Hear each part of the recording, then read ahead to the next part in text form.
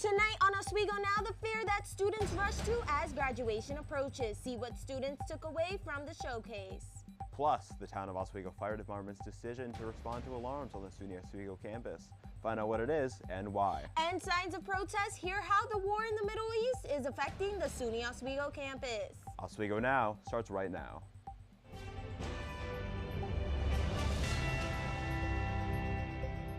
Good evening and welcome to Oswego Now. I'm Amani Del Cruz. And I'm Kyle Schnaufer.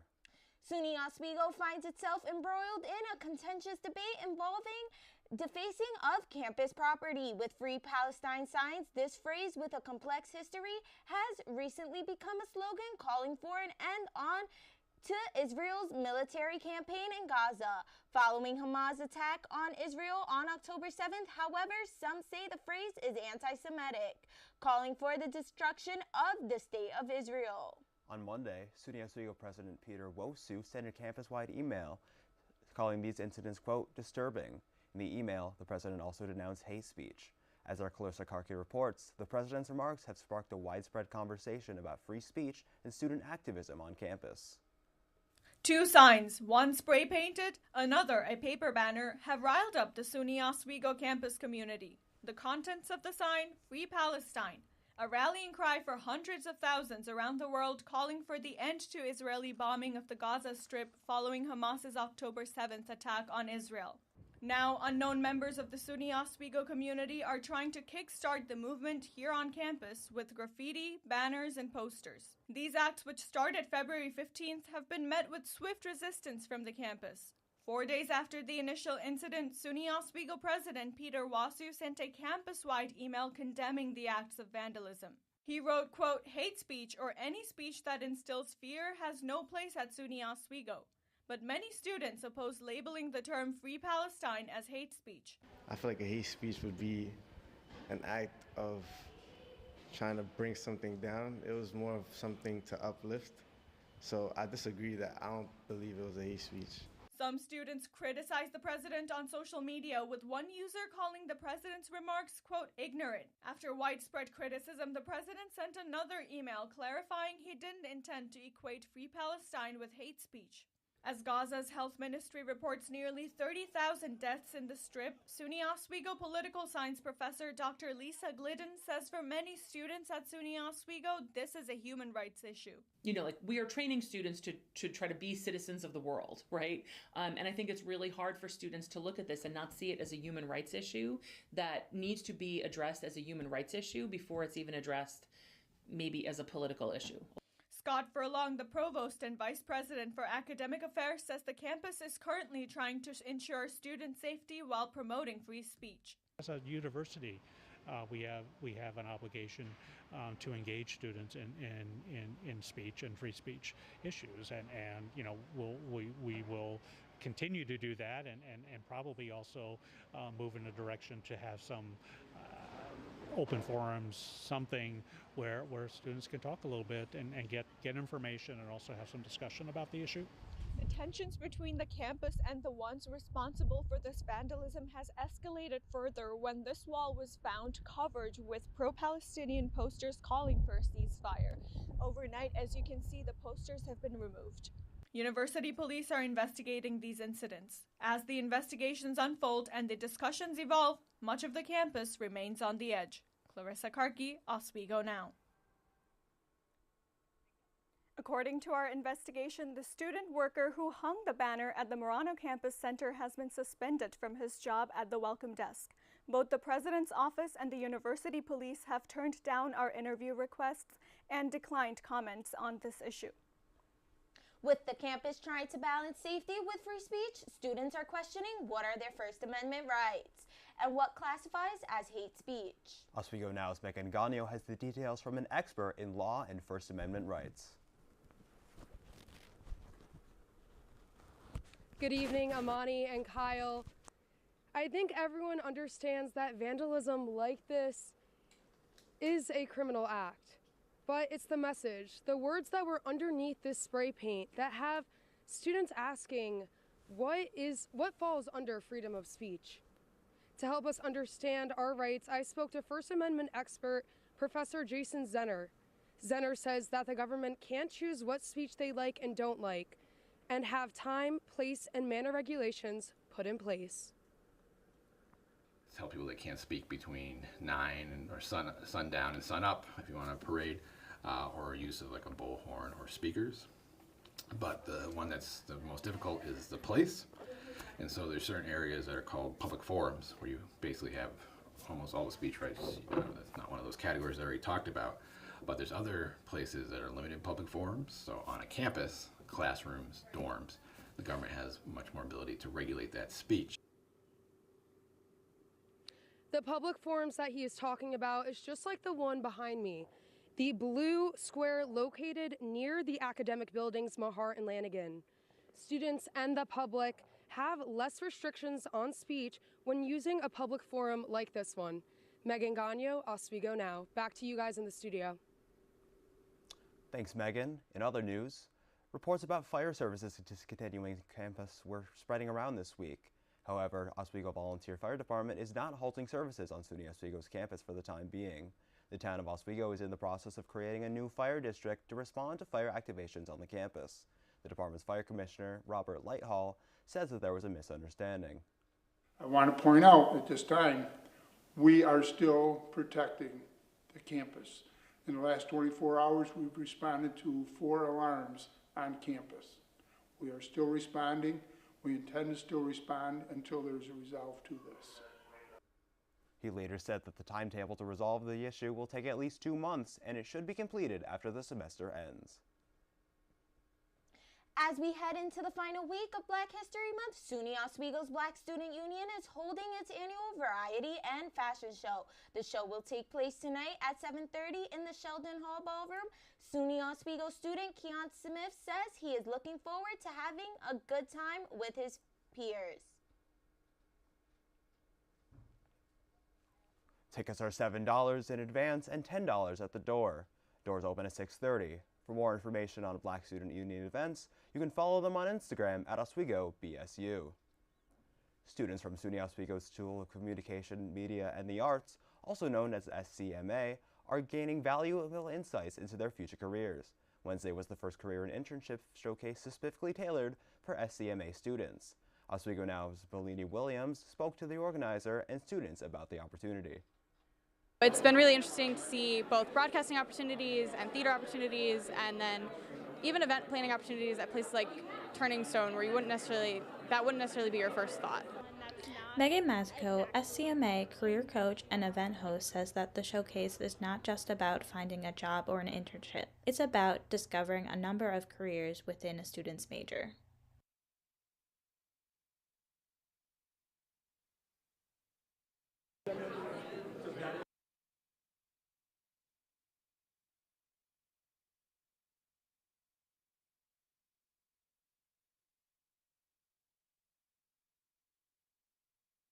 Attendees, including successful alumni, were on hand to share their journey on how they found careers within their major that they never knew about during their time at SUNY Oswego. So I'm a SUNY Oswego alum, actually. I'm from Central New York, and I did for a while different productions that involved me traveling a lot. And when I wanted to come back to the area, there aren't a ton of places that do entertainment jobs. So finding Turning Stone and being able to really put my skills to use in that entertainment capability close to home was what did it for me. Many professionals stress the importance of getting involved early and not being afraid to reach out to get those opportunities. I think the best thing you can do is try to seize as many opportunities as you can. I think reach out and definitely take the initiative, take the first step, and just communicate to somewhere that you're really interested in. I think you get back a lot from that and a lot more than you may expect. While it's common to hear there are no jobs in the arts, people from various backgrounds share that on their side of things, job opportunities are plentiful and the demand for creative professionals is on the rise. I think that people are demanding or industries, I should say, are demanding jobs more now than ever. You know, we're in a very unique opportunity where you're constantly seeing help wanted. And if I was a student right now to this day, I would take advantage of that. Students leave with more perspective on potential careers, but also with the encouragement to take initiative to seek new opportunities that await them. Melina Williams, Oswego Now. Coordinators say the event not only shattered myths about job scarcity in the arts, but also highlighted a landscape of many local opportunities. Oswego experienced a weather event this week we don't often associate with snowstorms, thunder and lightning. That's right, thunder snow. Oswego Now Andy Yagadivi says what thunderstorm is. On Sunday evening, we had quite the show. We had whiteout conditions, visibility as low as 300 feet, and thunder snow. Oh my God, oh. I personally witnessed the thunder snow, and it was very, very impressive. So what is thunder snow? Thunder snow is an electrical phenomenon that you usually get during the summer. Thunder snow is caused by ice particles rubbing together with water droplets, just like in the summer. The only difference is these water droplets are super cool. So lake effect snow is convective, as it's caused by warm, moist air rising into an atmosphere that is very cold aloft, and that convection leads to thunder snow. This is Andy Agudayev with Oswego Now. Thank you, Andy. So with all that being said, how's today's looking? Let's turn things over to Oswego Now's meteorologist, Aurora Fitzgerald. Thanks, guys. So taking a look outside right now, it's actually pretty nice out. We have sun. It kind of felt like spring was on the way, and yes, the thunder snow was very impressive. I also saw it. And speaking of snow, are we supposed to get more snow? I'll have my full forecast coming right up. Coming up later, back to you guys. Changes are being made to the dining plans for resident assistants at SUNY Oswego. Hear what a resident life and housing official has to say about the new system. But first, your full weather forecast coming up next, right after the break.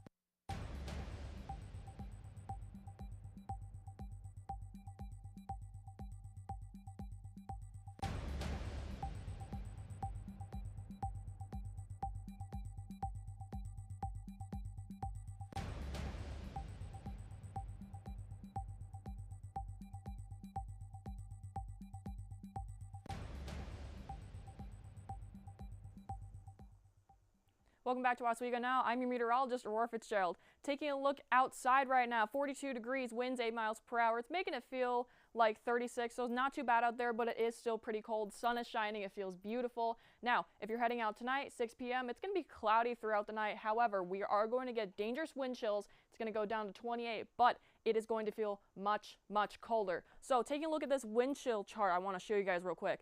So at the top we have temperature. Over here we have wind in miles per hour. So let's say it was 15 for the temperature, and let's say it was 20 miles per hour for the wind. To figure out how it's going to feel, you're just going to go on the chart, figure out where they intersect, and it will be -2 degrees.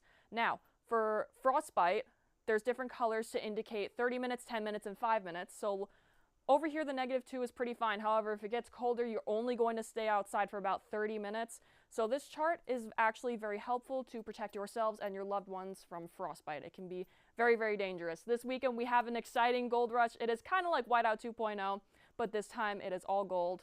So 9 a.m., 16 degrees, 1 p.m., 22 degrees, 6 p.m., 21 degrees. It is going to be cold all day. Make sure to layer up your clothing. These wind chills are going to be very dangerous again.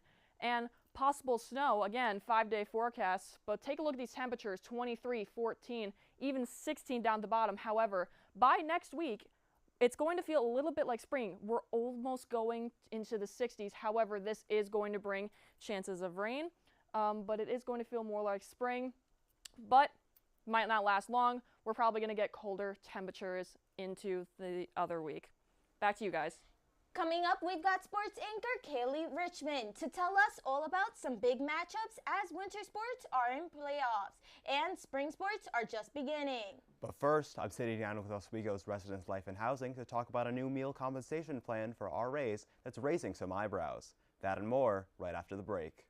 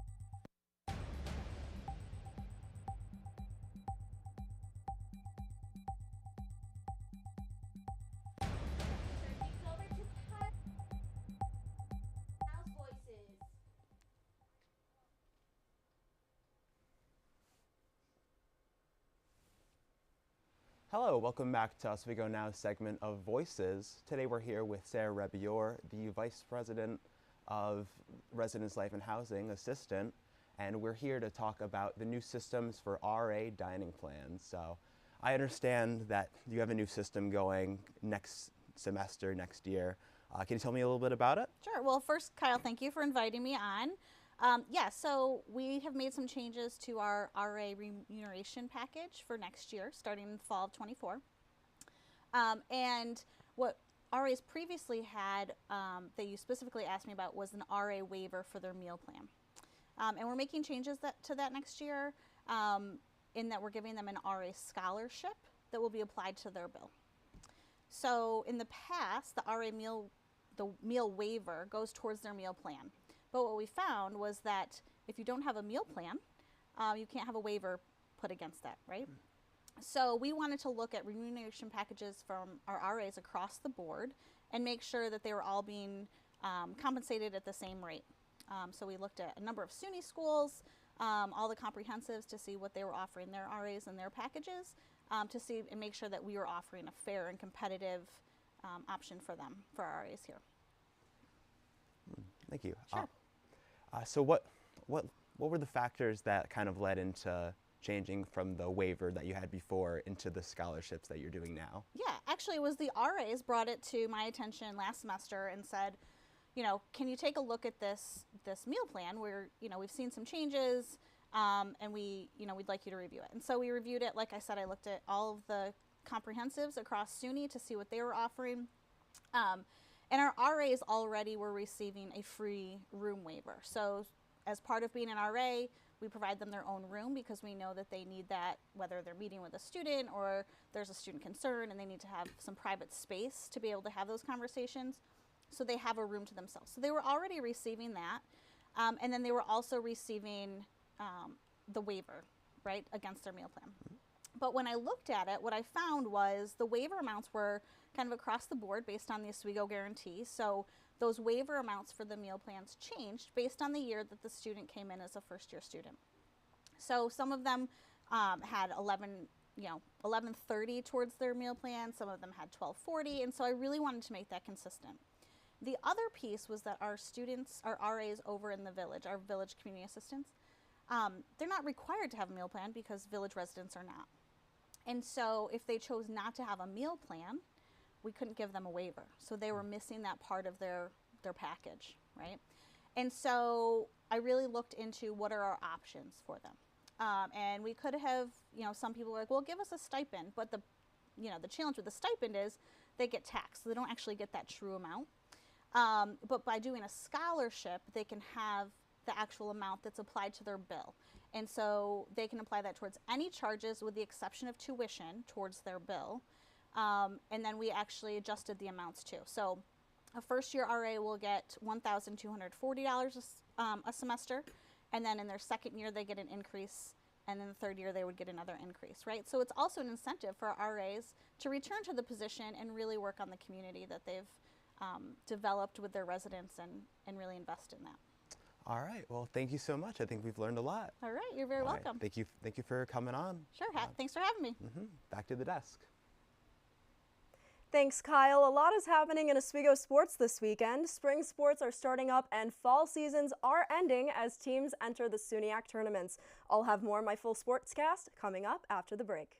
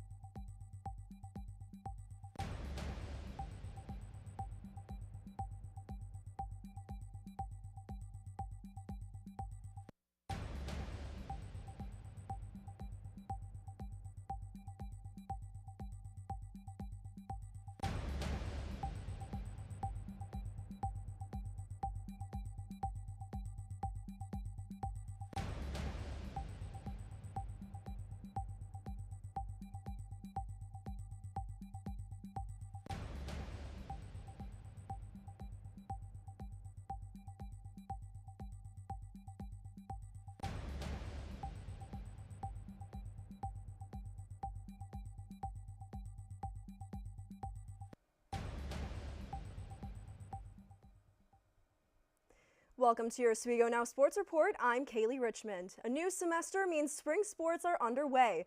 The women's lacrosse team begins their SUNYAC play right away this weekend at home against the Morrisville Mustangs.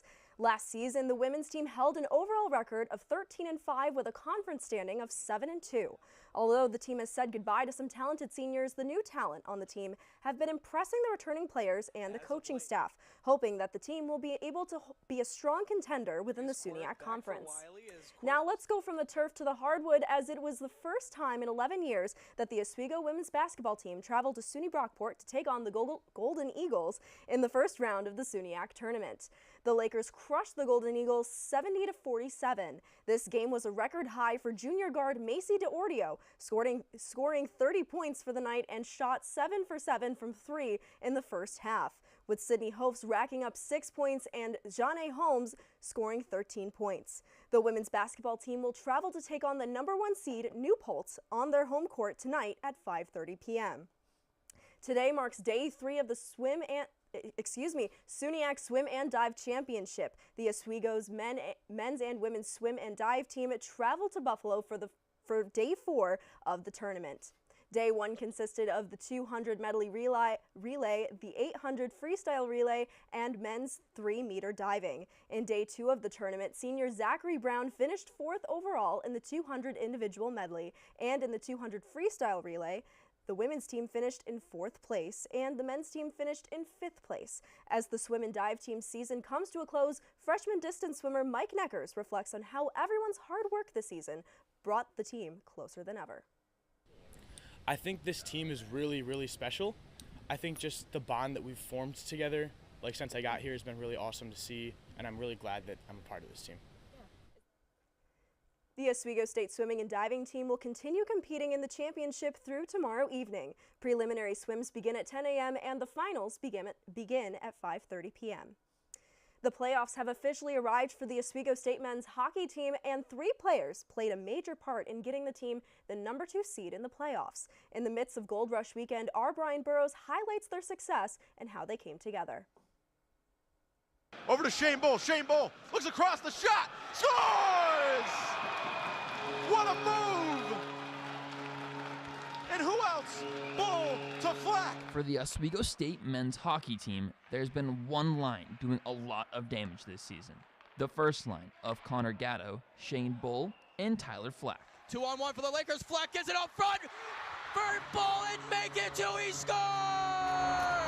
Shot for Gato, he scores! Tyler Flack, Connor Gato, one-timer! According to Coach Gosick, the line started coming together overseas. I think it was our first or second game in Italy. You know, Flacky started to come into his own, him and Shaner. Had something there. Gato provided some spark. The production from the line has been something none of them saw coming, and they attribute it to each other. You look at a guy like Tyler Flack, he's a very skilled hockey player, same with Gatto, and I think our chemistry all year has been on point. I mean, we've been saying it all year, we found something very special. 42 of the team's 93 goals have come off their sticks, and 61 assists. Production and chemistry like that isn't just built on the ice. I think just hanging out, on and off the ice. We just have a good relationship off the ice as well, and we like to have fun, and we're just a bunch of good guys. Those 2 guys are just the funniest guys ever, and I think it carries onto the bench where we're always having fun. This explosive line will be something to watch this weekend, and no matter the opponent, they all want to win. Brian Burrows, Oswego Now.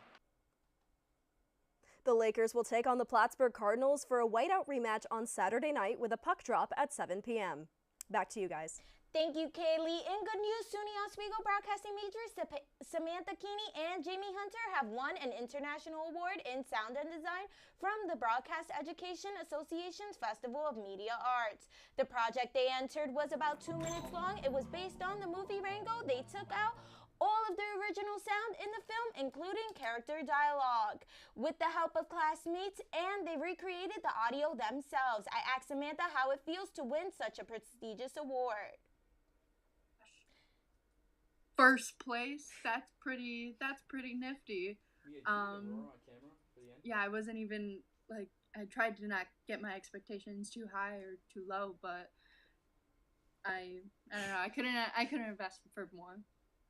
Congratulations to Sam and Jamie. They'll receive their award at the Broadcast Education Association Conference in Las Vegas in April. That's all for our report tonight. Thank you for watching. Make sure to follow us on Instagram at Oswego Now.